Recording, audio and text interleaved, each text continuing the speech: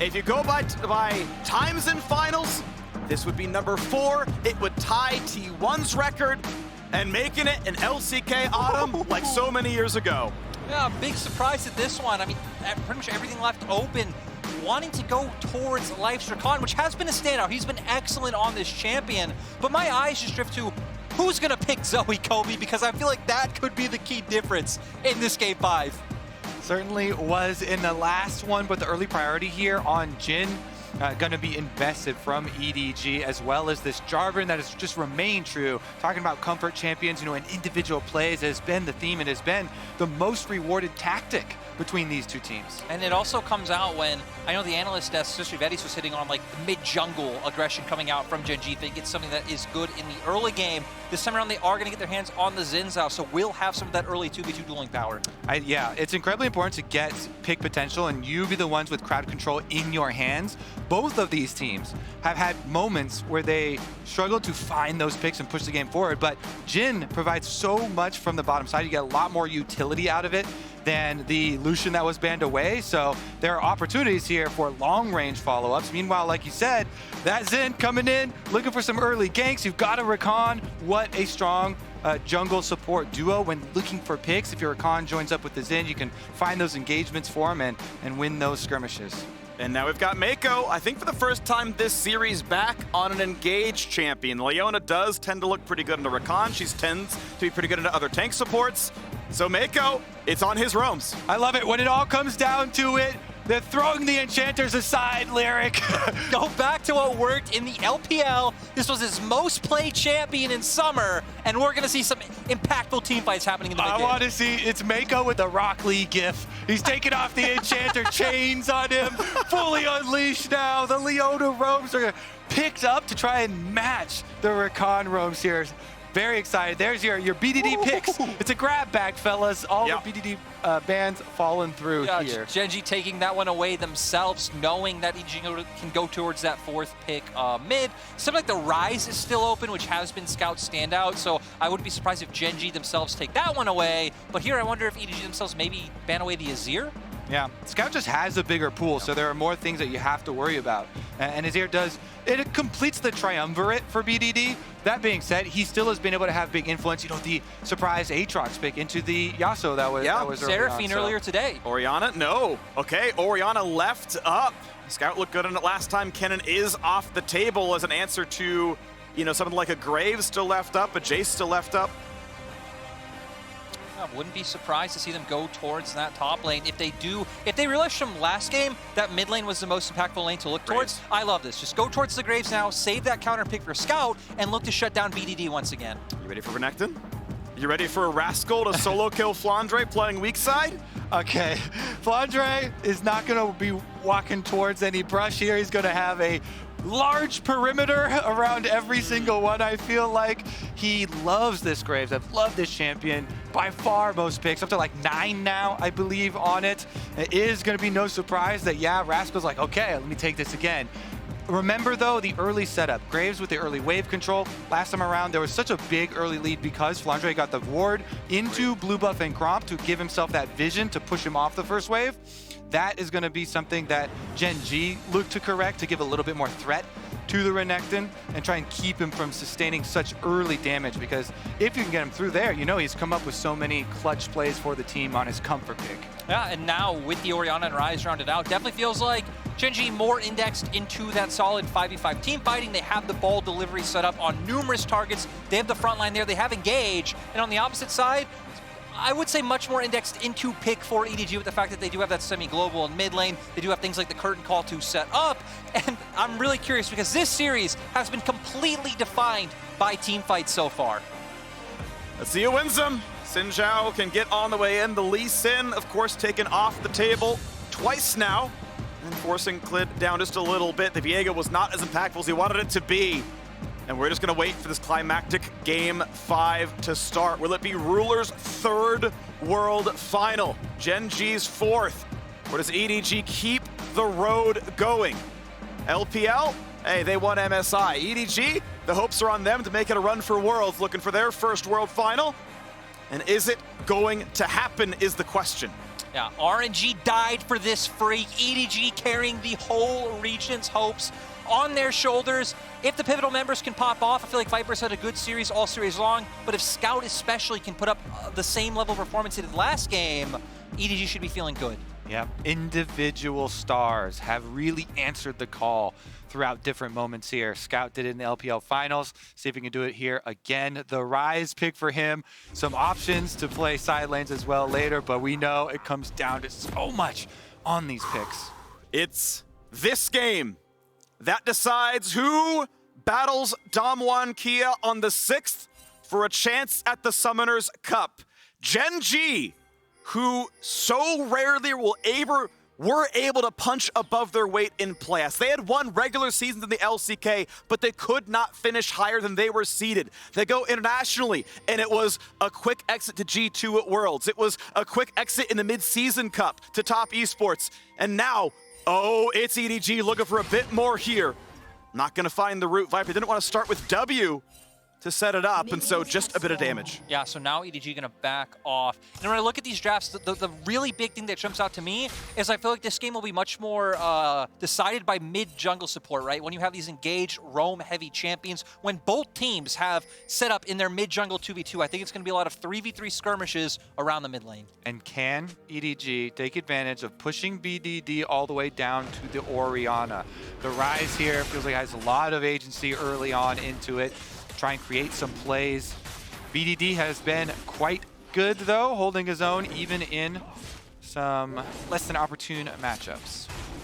Yeah, and for BDD, this is a champion he's very familiar with. Was his 4th most played when we do look back to LCK Summer, so nothing surprising here. And we talked about the ball delivery setup, and just as a callback to an earlier game, like you highlighted, Kobe, this is what Graves is able to do in this matchup. Get in front of the wave, zone him off with the range advantage that you have. You have the E to look to kite him out and make Rascal's life hell. The big difference this time around is that jungler pathing down to bottom for EDG. So JJ, if he wanted to come complete like last time, the dive on the wave, it would have to be a slower. You have to a much bigger slow push there as far as the cannon wave coming through. So he's gonna have some safety knowing that Flandre just gonna fast shove this one, bounce it right back to himself. Yep, Klid not able to jump walls on the Xin Zhao, so just the simple ward in the brush gonna make it fine, even though it is a Red Raptor's Romp at early level 3. Likely to not be too much pressure as similar path comes through for JJ. Up about half a camp actually in clear speed right now. BDD sidestepping. Shields the last little bit as Scout gets the slow in. Yeah, and you know, really nice job coming out from him. BDD, of course, is maintaining pressure early on. Orianna very decent in this 1v1 matchup. You do have a range advantage onto Scout. The wave is going to push back in now, but I expect the first few minutes to be very standard coming out from both sides. Probably won't be first resets until bot lane where we see a lot of action. Once a stun, not going to get any more than just a bit of damage, but does keep the CS pretty much equal, 16 apiece. JJ, I think he might have gotten seen by the mid wave, but certainly Klid, if he wants to fight, can do so, but with mid pressure, it's unlikely to happen. Exactly. 5 ranged minions there pushing in favor of Scout right up to the turret there. It means that Klid's going to have to take the long way around, goes over, gets his wolves, and JJ wants to cross for the double. Yeah, really interesting that EDG actually had the confidence to look for this play, knowing that they have Prio and bot lane in the mid wave bouncing back. I wonder if Gen.G probably can't look for a follow-up. Probably will just have to give this one away. Yeah, for sure. I mean, the big difference in this game, again, referring to the champ select, is that this is the one free of Enchanter supports bottom lane. So every window, every opening, every timing from bottom lane to be able to roam has so much more impact in this game number 5. That's why I expect this one to be the most explosive of the entire series, because if you do get to push for Viper and Mako, you get to open up Mako to go make plays with JJ, and already JJ's focusing around mid lane to have Scout and set him up to complement those as well. For the trade yet again. Nice stun, gets the Q heal, and Rascal, I mean, really holding on to this lane a lot better than last time. Certainly not looking to get first blooded or anything. As Klid walks the reward on his way towards bottom lane, information known, puts in a trinket to make sure there's no Jarvan ganks. Yeah, I mean, EDG have complete control vision in bot side, as we can see on the mini-map, so EDG maybe look for a potential gank up towards top side. Now that BDD has to TP back to lane, you don't have any TP to cover if they do want to set up a gank. Instead, JJ wants to look for a gank here in mid. Yeah, and they saw Klid on the wards leading up, all that vision you mentioned through the river. This is why it's such an important objective.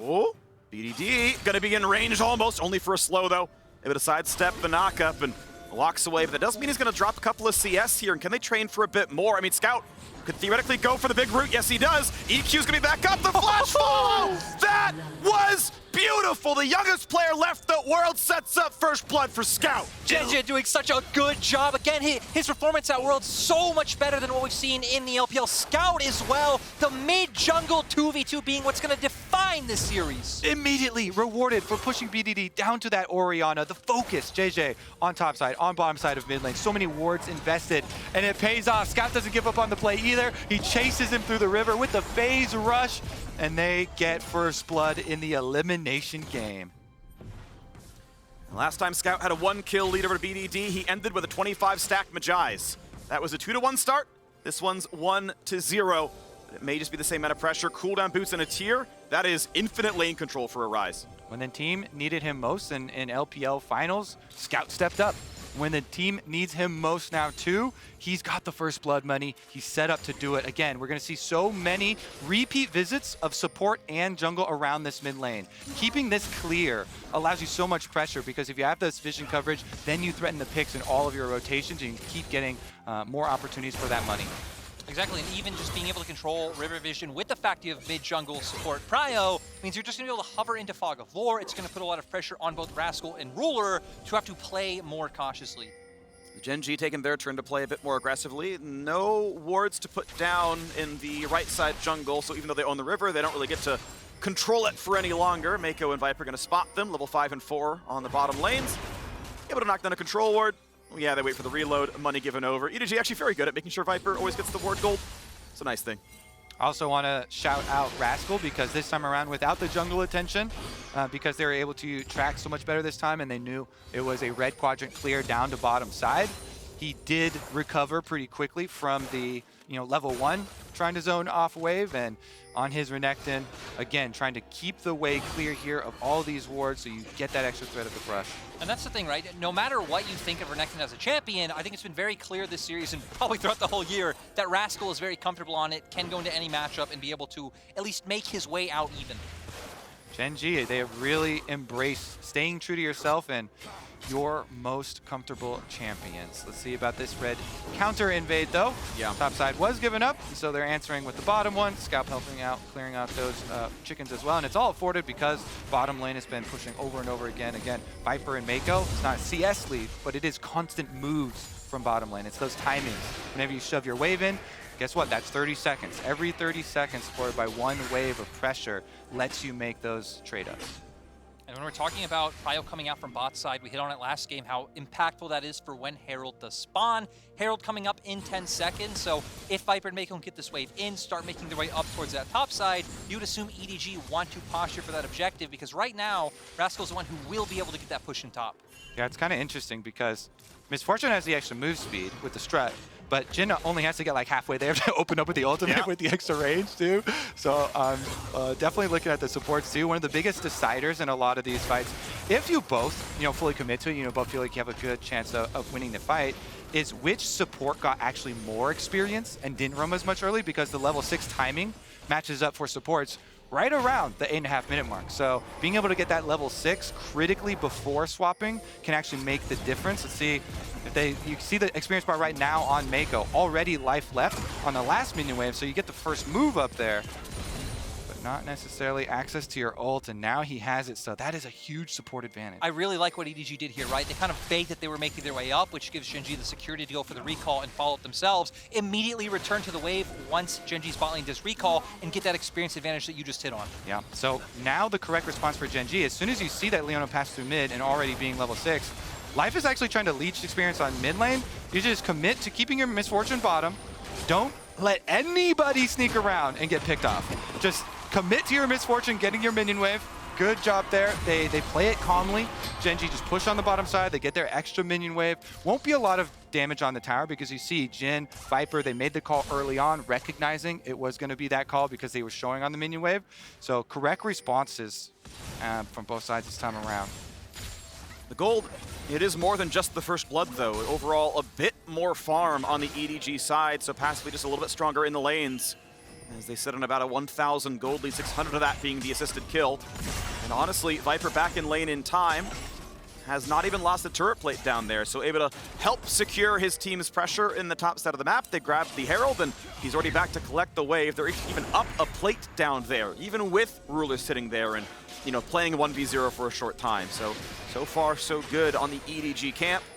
The only turret with a plate down is that bottom lane. It may be where they summon as a result, but we know so many teams care about the mid pressure instead. Now, I wouldn't be surprised to see if EDG want to start more tunneling their sights towards that bottom side of the map. I think you have a very easy set play coming out that if Gen.G do push up, right, open up the curtain call from Viper, follow up with a flag and drag from behind turret with JJ and try and look for some kind of pick. If not, you always can just try and outright start up a river fight at Dragon for the fact that you do have, I'd say, a bit better early game skirmishing in your composition. I love it, Lyric. Please give me option number 1. That's what I want to see, because you also have the Rise Ultimate Realm Warp to add to that play, and we've seen so much reward for that proactive nature. Well, everything's up right now. The flashes have come back from the mid play. Everyone's got the ability to just go out of nowhere. 11 minutes in, the Dragon has spawned a while ago, but no one's yet to play for it. And they knock down this, and we've seen this Flandre spots a brush, but Rascal's inside of it. Half HP from the empowered Q. Such a big discrepancy now in the power when you teleport in. If Rascal can get these chunks, you know, the Renekton so threatening on one of those flanks with that point and click stun, but life. Possible target. Jumps over the wall, able to stay safe. Mako not going to be able to get the follow through. But it does mean the bottom jungle now belongs to EDG. They might convert that into an objective. It's just crazy how much more comfortable EDG looks when they have Mako on this tank engaged support.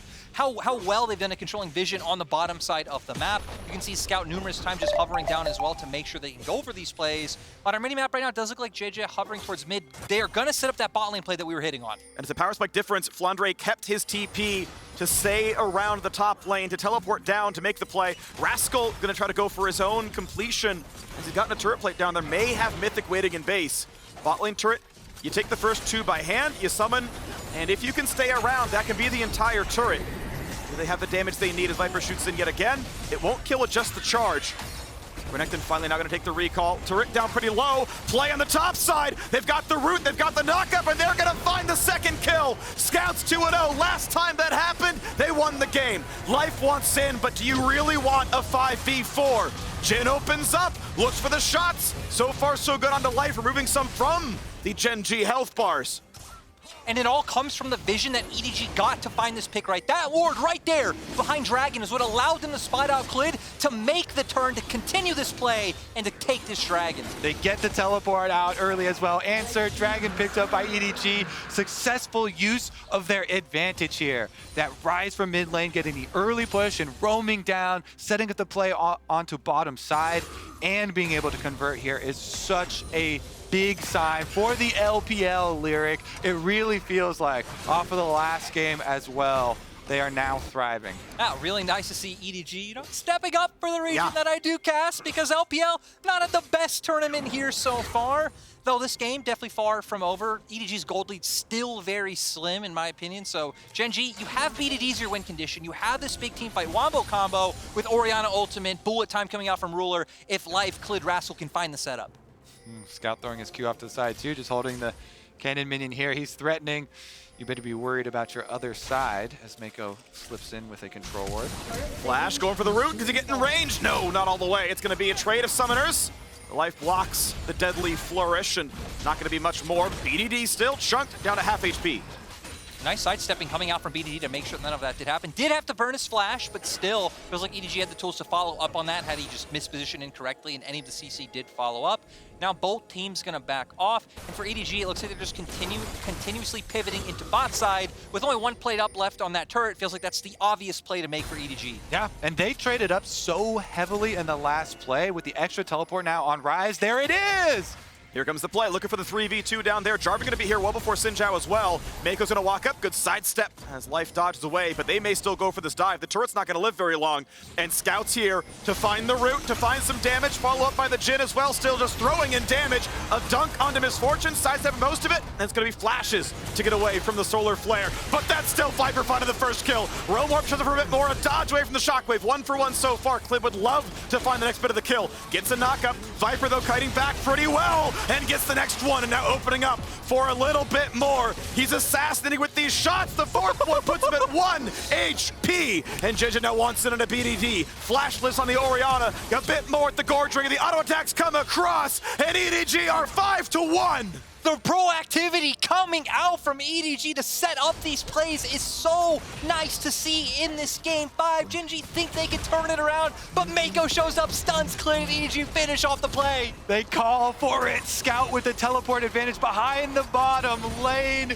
And Gen.G actually come with the collapse here. They actually have Zen heading down river immediately to try and counter. On that control ward, they know the Jarvan is coming, and they probably moused over to see the teleport through fog. That's why they're running all the way back here. Scout opens it up, root into Everfrost as Viper lands the W on Gen.2, and then they try and cut out the ultimate. Big space gain there from Ruler and Life, and actually buying so much time for Split to get down.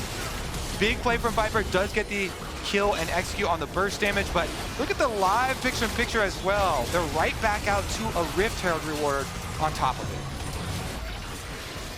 Oh, smiteable. Nope, of course. Clid's there. Of course it is. It's going to happen. Rascal does not quite get to walk all the way up. Okay, Whoa. Stunned, rooted. He wanted it. He's not going to get it. Rascal walks his face in. A double stun in from Mako. And that means Gen.G may have killed the Herald, but can they win this fight? Mako is low. Forced to walk away. 1-0 EDG. Yeah, Rascal goes in, tries to pick up the Herald, instantly gets bursted down. Not quite sure what else He's trying very hard. He's sniffing around a little bit closer. A little bit closer. BDD does find a nice shockwave, but sadly they just don't have the damage to follow up without the Renekton still alive, and no bullet time able to come up for Ruler, who really wasn't close enough to participate in the play. That was so odd to watch. Kobe, that's been the name of this series, though. Yeah. With the crowd control right on top of it too. Regardless, EDG are, the motto is, I believe the phrase, we'll take those. We take those. Hey, and this is actually very reminiscent to the last series they played, right? Where in Game 5 against RNG was the best game they showed of that series. It feels like so far this is the best game that EDG have shown today. Hey, the 2-2 power spike, that's what they're going for, all right? That's where the comfort zone really lives, and as the root comes in, it's big damage. Scout puts Rascal to half. Of course, he's armor stacked. He's against Graves Jarvan. It makes sense, but that means Scout gets to really put in a lot of hurt. I don't know, speaking of Rascal, he's actually finally gotten to play a game. No attention focus up towards topside. He did really well on his own in that 1v1, and he'd really like to try and transition some of that mid-game power into some of these skirmishes, but it feels like EDG just went too much elsewhere on the map. For Gen.G, you might just have to opt into the cross-map trade game for now, try and stay steady in gold. You are about 4K gold behind, but for EDG, they're the team with all the options. Yeah. Do not hesitate. I think that is the biggest difference maker in so many of these setups. Do not hesitate on the play. EDG being rewarded for starting them up. Dragon number 2 will easily be picked up for them. And you mentioned Scouts. It's going to be so nice for him now, transitioning to the mid game. That rise off of the early kills, now level 11. Everfrost is completed. Get to try and set up the map in their favor because Gen.G have the very straightforward we were looking for. Shockwave combination with the Rakan engage and Misfortune over the top. EDG going to try and set up those waves. You see they still have Rise on bottom side, and the respect given over from Flandre, even though they are actually resetting there, doesn't extend up by the tower and doesn't offer up the dive opportunity. Yeah, Gen.G doing a nice job of taking advantage of the reset timing having to come up from EDG, but I like that you hit on that Gen.G pretty much have this one goal they want to go for, because for EDG, even if they are a pick comp, it feels like they have a lot of different options to play from. You're going to have push with your mid 3, you can hover towards either side lane, you can have Scout push out a side lane back and look for like a Realm Warp play with Flandre. There's just so many different avenues that EDG can attack the map with the leads that they've gotten. And now we see what they do with this nearly 4,000 gold lead. The second dragon was uncontested, no chance at a smite, just grabbed.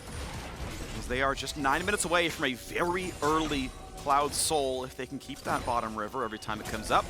Mako on the way forward. JJ coming around as well. Aggressive wards are here, and sadly that one control was outside the brush, so not going to get rid of EDG's vision. What you need to do, yes, when you have this advantage for EDG, is make every transition more dangerous for Gen.G. Because they're the team, as we say, are looking for the, maybe a brush play, but really an all-in commitment numbers advantage play, and EDG are the ones trying to play the map. You make it more dangerous by getting those deeper wards through the jungle and threatening those possibilities. Like you said, Lyric, the options are plentiful. but you have to hold the line. You cannot give the opening. Yeah, and exactly. When the options are more plentiful for EDG, I feel like for Gen.G side, since you can't walk into the jungle because you are being restricted by EDG, at some point you're probably going to have to give up one of your side lanes and just all-out commit to maybe bringing a Rascal mid and committing numbers advantage there, with the potential that maybe you lose out more if you can't find something. But when you're this far behind, you need to take gambles and risks like that. Exactly. Need to increase your threshold for accepting risk. Might be a more risky play, but sometimes you have to take them. Yeah, generally speaking, if the play is better than your odds at winning from the game state, it's a decent heuristic to use. The bot lane wave pushed in. Scout happily side laning, most farm in the game. Okay, passed now by Flandre, but playing heavily for all the gold income. Rascal going to take a very safe wave down by his bot lane tier 2, but it still generally means, okay, EDG back on the map, take the reset, 2 minutes till the dragon. Ready to spend that gold and look for the next move across the map. And when we've highlighted AD and mid so much for the side of EDG, you look at where the gold advantages lie. Both 1,000 gold advantages there, actually 2,000 gold advantage for Viper is a pretty solid, I think it was 1.5 items up last time. No, it wouldn't, 2,000 1.5 items. 1 item up for Viper. As yeah, EDG now, I think just continue this play, push out mid, walk into topside jungle, restrict the vision from Gen.G. But our eyes are really just on Gen.G. How Gen.G are going to be the team to counteract, because EDG also, this time around, are the team stacking the dragons. So Gen.G are going to start to feel that clock whittle down, and they will be forced into making a contest. Now, when will they be pushed to their breaking point? The risk tolerance, building up and up and up until you finally have to take it. EDG are doing a good job. Clearing out everything, making it more safe for them to increase this lead, taking away the blue buff, even though question mark being does go down. Would have liked that one, but it's fine.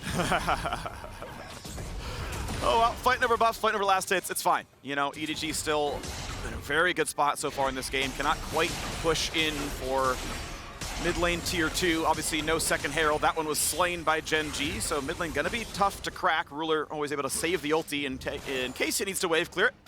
But now we count down 1 minute. Last call. Get your recalls off. All right. Zeal and upgraded boots in for Viper. He's going to be powerful. Definitely a full half net of a boots upgrade above Ruler.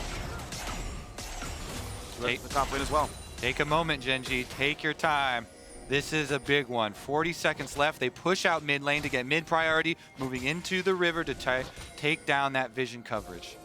I think the sad thing for Gen.G, since they don't have any deep wards, can't really bring Rascal in on the flank, is committing up towards the top side right now. Is Gen.G need to be careful? Spotted by the trap, not going for the snipe is Viper, but hold on.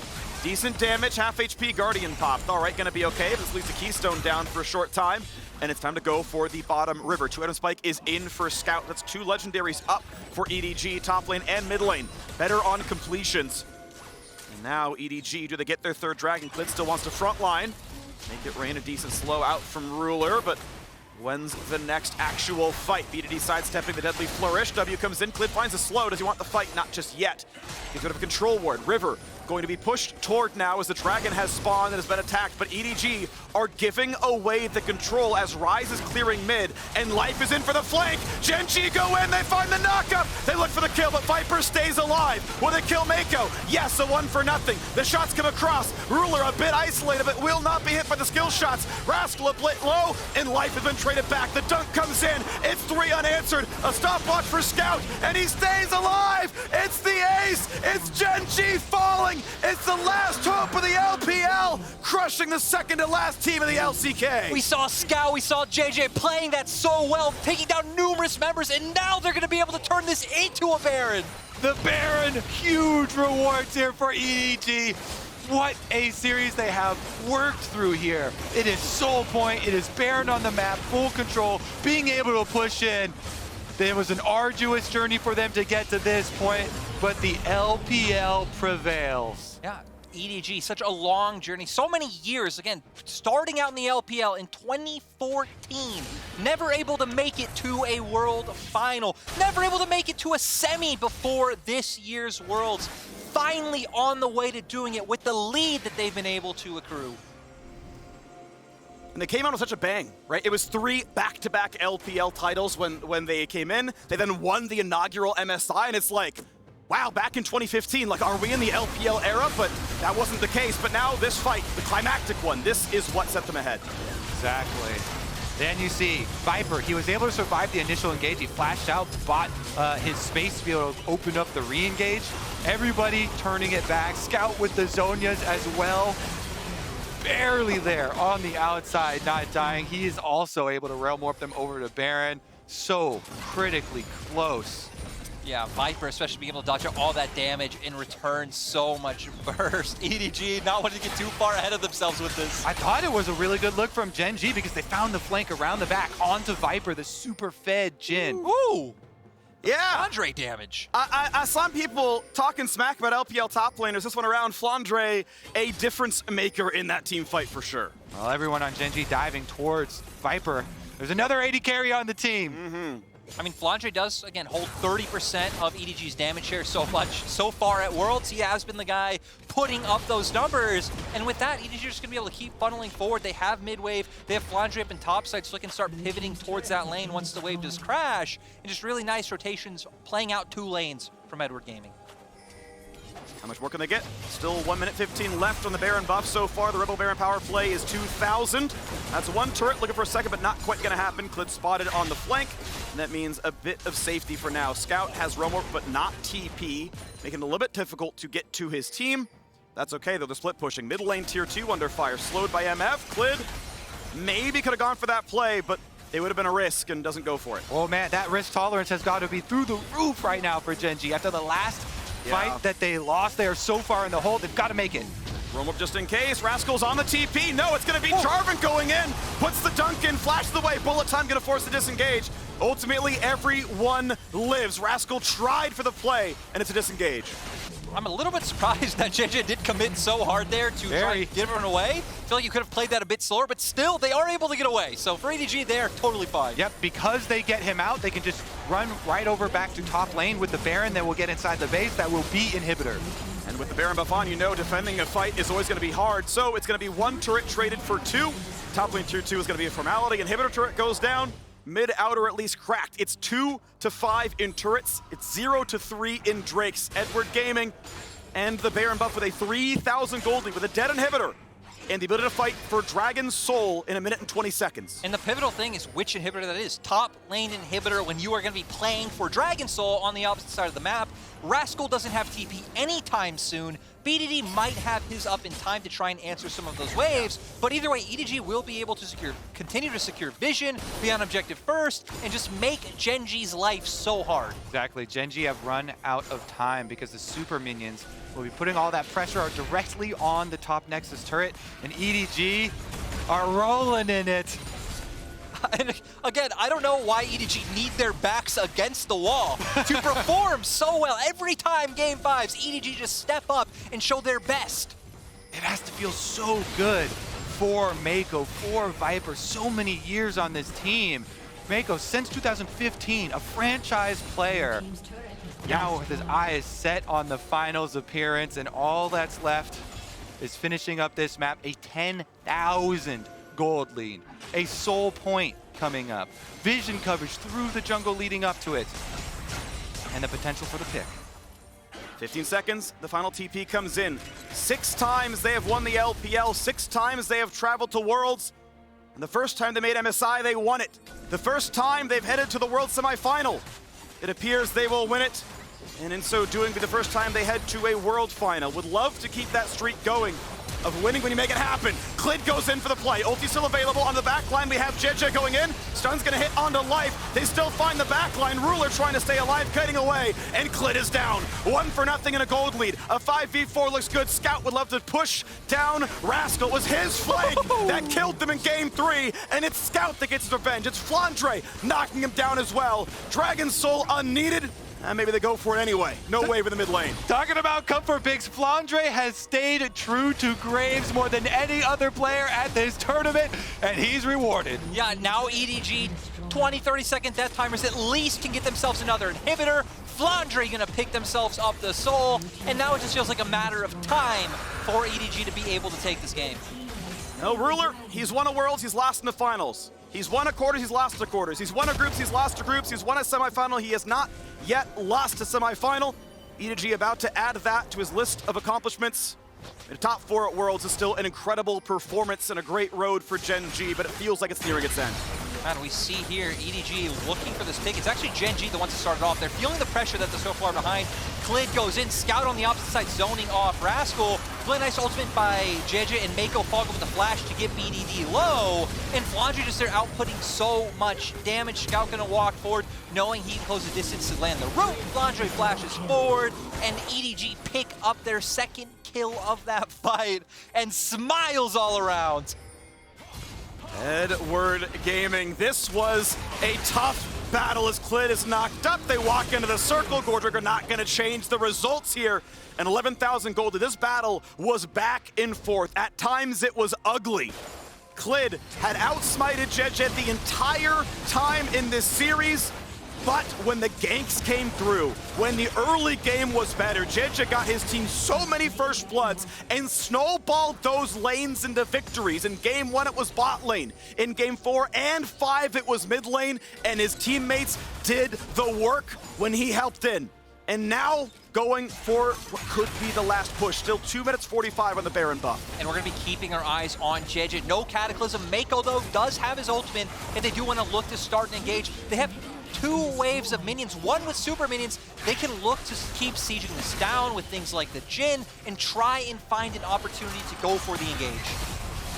Gonna be the Jhin to start it up. Sidestepping every single shot, but it is 1 turret down, ready to keep going. Still a 10,000 gold lead in the inventories themselves, let alone the wallets. Clid gonna sidestep a bit here.